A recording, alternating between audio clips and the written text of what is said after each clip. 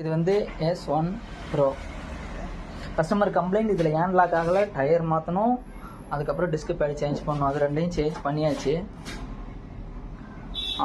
அது வந்து பார்த்திங்கன்னா ஹேண்ட் லாக் ஆகலை அப்படின்னு சொல்லியிருந்தாரு. முன்னாடி பிரித்து பார்த்தேன். என்ன பிரச்சனை அப்படின்னு பார்த்தீங்கன்னா எல்லாமே சாக்கெட்ஸ் ஒயர்ஸ் எல்லாம் கரெக்டாக இருக்குது. இங்கே இருக்கிற ஹேண்ட் லாக்கவே கழட்டிட்டாங்க மோட்டரை. அது மோட்டரே இல்லை. மோட்டரை கழட்டிட்டு டம்மியாக ஒயரை விட்டுருக்காங்க.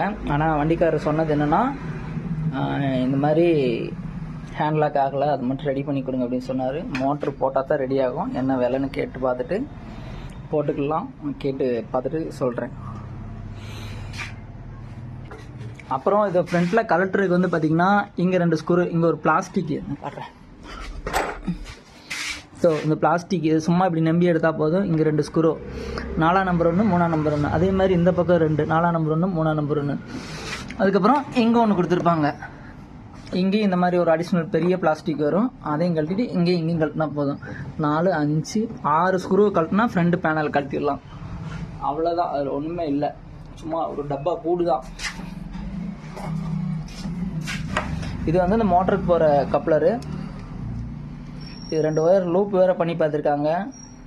இந்த பிளாக் கலரும் இந்த ஸ்கை ப்ளூ கலரும் லூப் பண்ணி ஒர்க் ஆகலையாட்டிருக்கு. அதனால் மோட்டரவே அந்த லாக்